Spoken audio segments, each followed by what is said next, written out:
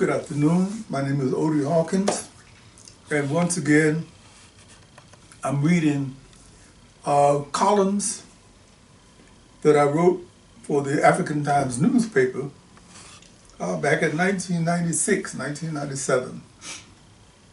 And the reason why we decided, Zola Salena-Hawkins, the producer, director, name it, the reason we decided to do this was to look at ancient history and see what relevance it has to today's events or today's happenings.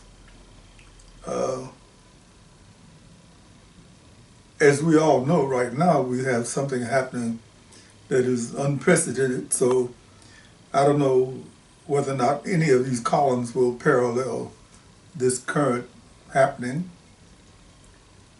but it will take us back in time. This particular column was written in July 1st, 1997, and I call it Reflections. First, a sip of cold coffee.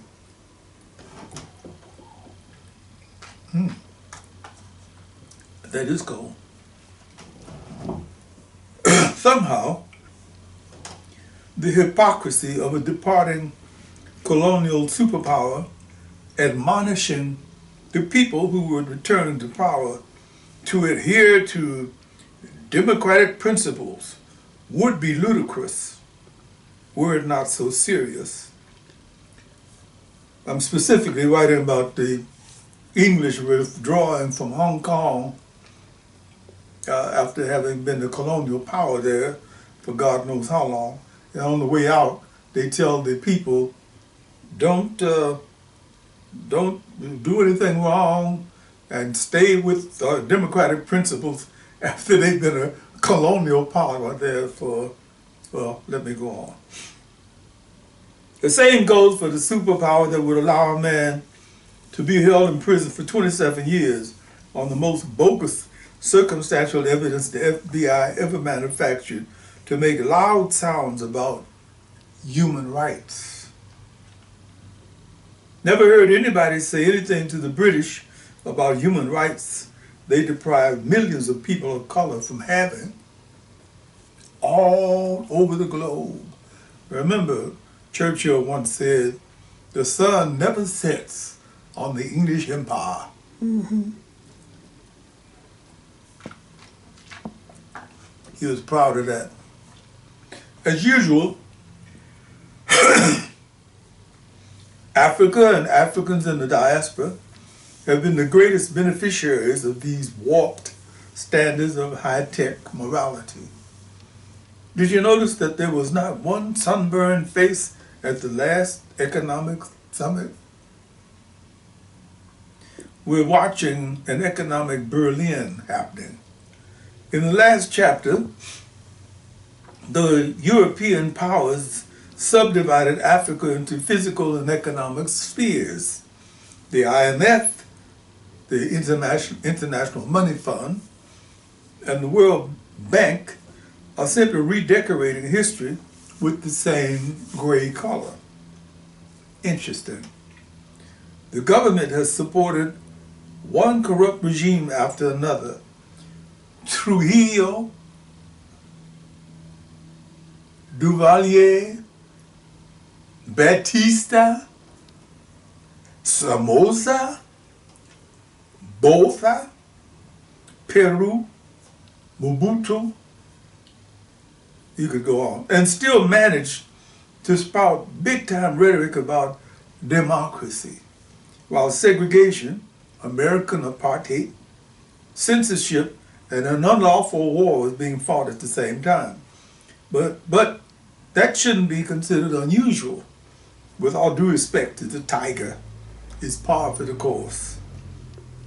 Scaling down a mite, way down. We've just discovered that the usual suspects are trying to program our inert minds for a return of the blaxploitation movies. in their salad days, they actually labeled this cinematic sewage blaxploitation. And we supported its distribution till it became so rank that some theaters actually stank from the odor of the decayed morals, ethics, and racism. In a recent article in the Los Angeles Times, a brief was made for the return of the blaxploitation genre, beginning with the Mac. In that strangely convex way that criminals are able to justify their crimes. I bit his ear off because it was close to my mouth. A number of producers, directors, some of them African Americans, unfortunately, are stirring their most errant juices around to justify the resurrection of this cinematic swamp.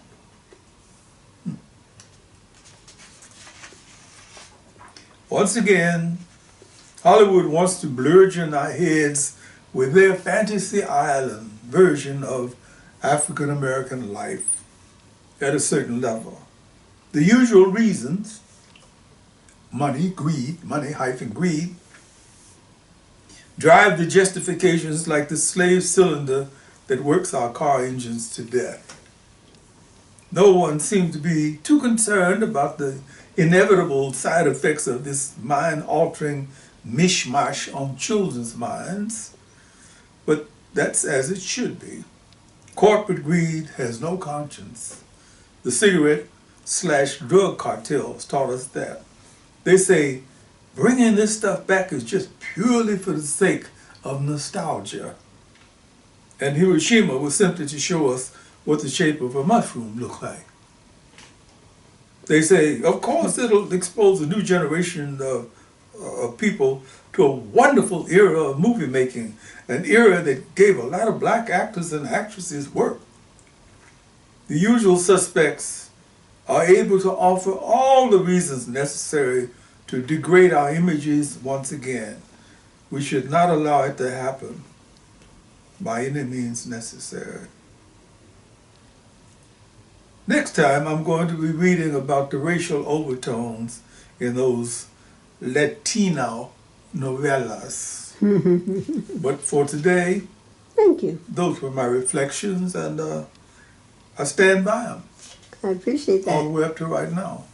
This is so true. And because I know you got another appointment, I'm going to say thank you for taking the time out to film this. And your website is www.odiehawkins.com. Okay, great. You saying that on the way out of the door? Yes. Good. See you next time. We're a day behind, but we're right up there. Ness.